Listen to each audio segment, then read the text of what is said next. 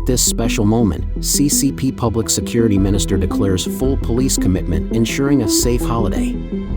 China's rights surge, even officials join, CCP control crisis unfolds. Shanghai celebrates Christmas Eve, Hebei bans holiday festivities, CCP accused of mental disorder. Chinese folk archives, sensitive data reveals the dark history of the CCP. It's all covered in today's China Truths. At this special moment, CCP Public Security Minister declares full police commitment ensuring a safe holiday. As 2023 comes to an end and the new year, 2024, approaches, China grapples with complex societal issues, including high youth unemployment, widespread disillusionment, and a pervasive sense of fear and insecurity. These challenges are seen as potential triggers for deeper social and political unrest. In response, the Chinese Communist Party, recognizing the gravity of the situation, has taken significant action. Wang Xiaohong, the Minister of Public Security for the CCP, addressed the National Public Security Video Conference, urging the police force to devote all their efforts to ensure overall social stability during the sensitive year-end and year-beginning period. Notably, this move comes at a special point in time, as reported by Beijing Youth Daily's Political Insights official account, indicating Wang's active involvement during critical periods. Wang specifically emphasized the need for Gansu and Shanghai public security to completely maintain social stability in the disaster-stricken areas. Reports reveal the deployment of over 5,000 police officers in these regions to patrol and control streets, addressing concerns related to the spread of rumors about an earthquake. Simultaneously, China's significant economic downturn has led to a worsening security situation, marked by an increase in assault incidents. For example, the Shaoxiang Morning News reports that at around 4 p.m. on December 24, a man with a knife attacked several people, causing multiple injuries. The incident occurred near the Zhengyin residential area in the Xindu district of Chengdu, Sichuan.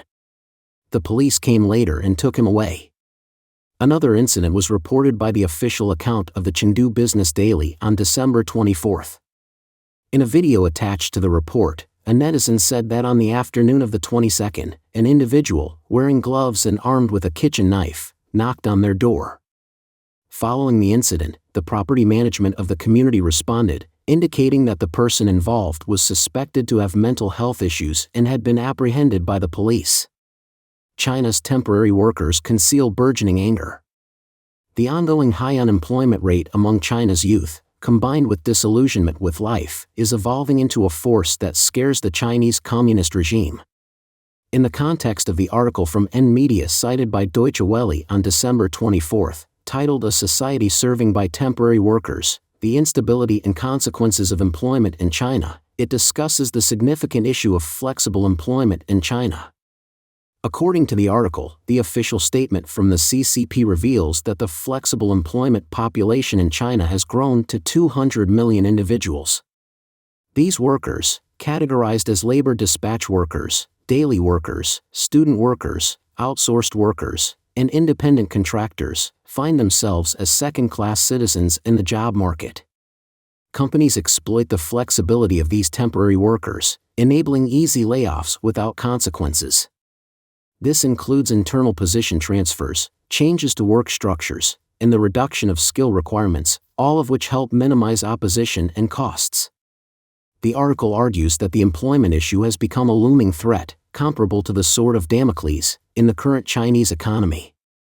Contrary to the expected economic recovery following the sudden end of the CCP's zeroing policy, there was instead a wave of capital withdrawal. This exacerbated labor and employment problems, leading to a surge in the unemployment rate, reaching new highs. The CCP Statistics Bureau discontinuing the release of youth unemployment data has left observers in a black box, making accurate assessments difficult. Despite policymakers engaging in self-deception, workers are keenly aware that employment difficulties drive everyone to seek secure jobs. However, the reality is that stable jobs are scarce, particularly in China. In this challenging situation, the majority of unstable workers live in constant fear and anxiety, carrying the potential for anger that could easily escalate into more profound social or political crises.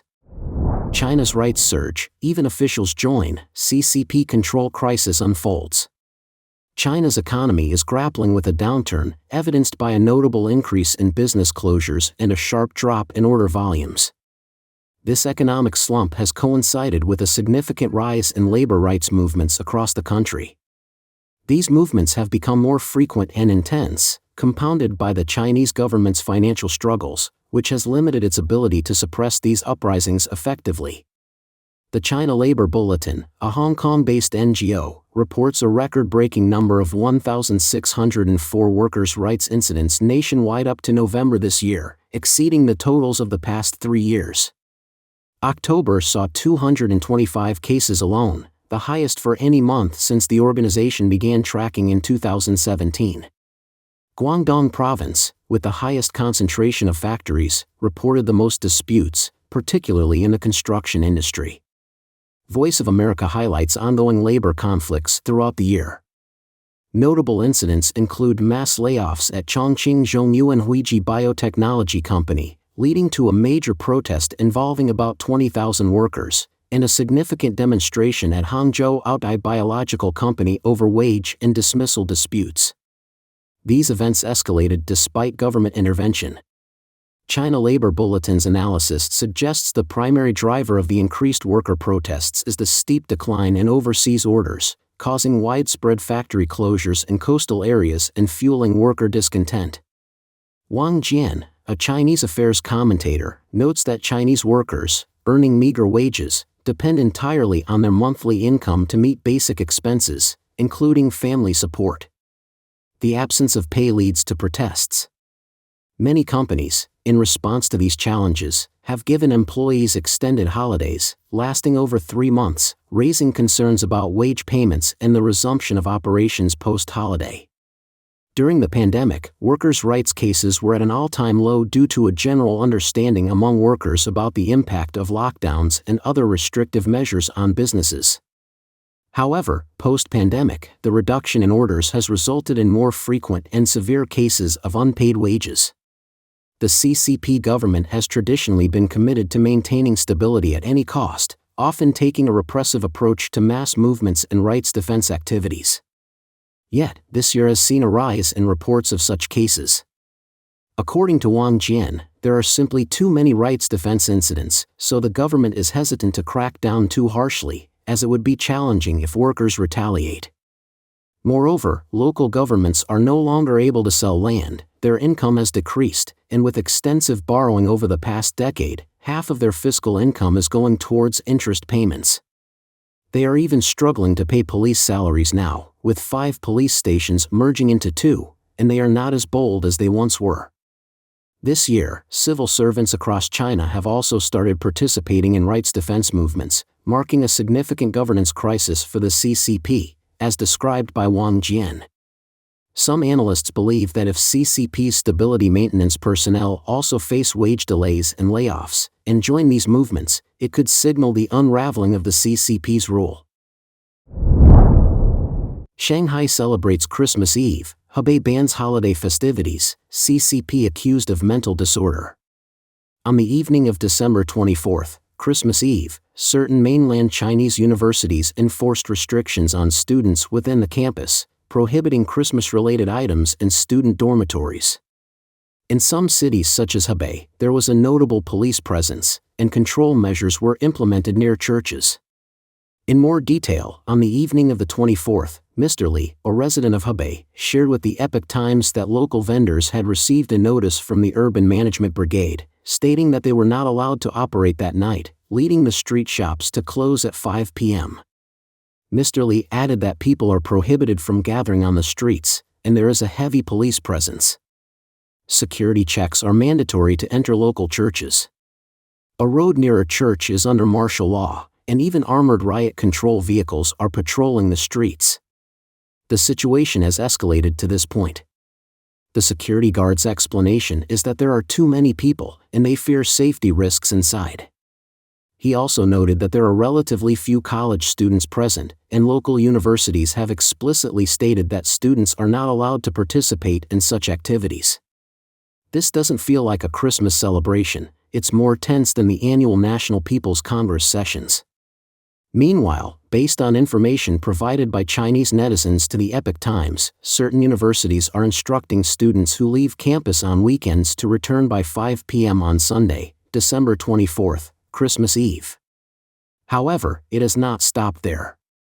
The school president will lead a team to inspect student dormitories from 7 p.m. to 9 p.m. on the 24th. No Christmas-related items are permitted inside the dormitories. Before Christmas Eve, a short video circulated on overseas social media platforms, depicting a group of people holding banners while marching on the street against the celebration of foreign festivals, particularly Christmas. This sparked widespread criticism online. Meanwhile, in a completely different atmosphere in Shanghai, officials organized a prominent and extensive Christmas gathering, where people strolled the streets adorned with Santa Claus decorations. The Christmas event was lively, with throngs of people, and various short videos actively encouraged participation in the festivities. Speaking about the contrast between Shanghai and Hebei, Mr. Li remarked, "It feels like an entirely different world compared to Shanghai. Something doesn't seem right. Is this still China?" He believes that Baoding in Hebei has the largest population of Catholics in China, nearly a quarter of the population, and boasts the highest number of Catholic churches in the country. Being in close proximity to Beijing, the authorities are more alarmed, leading to stricter control measures. Expert: Beijing fears local forces rebelling. Chinese affairs expert Wang He asserts that the CCP has long been vigilant against the spread of Christianity on university campuses. The current seemingly divisive approach can be described as a policy nerve disorder among the top leadership of the CCP. Wang Yi notes that the Xi administration is implementing what it calls a comprehensive open-door policy in Shanghai and Beijing. Shanghai, being an international metropolis, is seen by the CCP as symbolizing openness through its Christmas celebrations. He said, "In the CCP's policies, there has long been an artificially created policy difference.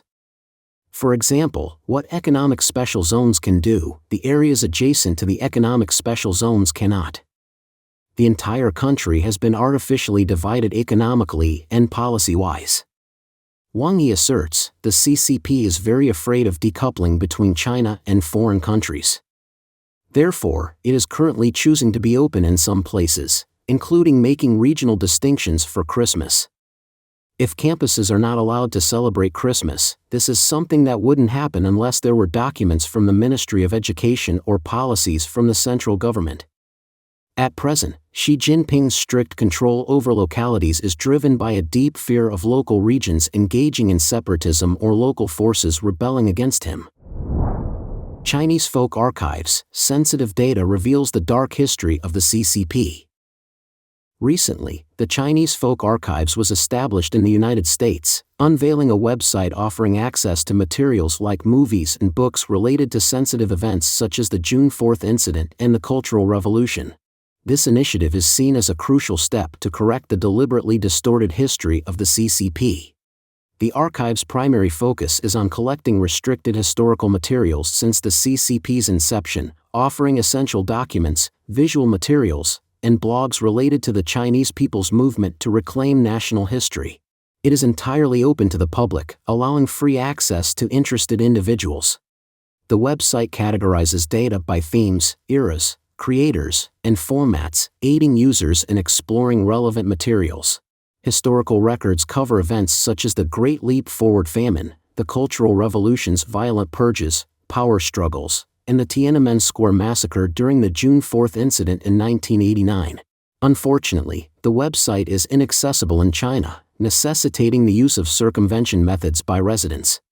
The founding team emphasizes the need for a civilian archive due to the CCP's increased control over the national historical narrative since 1921. Alongside extensive external propaganda, the CCP reinforces its dominance by restricting official archive usage and prohibiting alternative versions of the national historical narrative.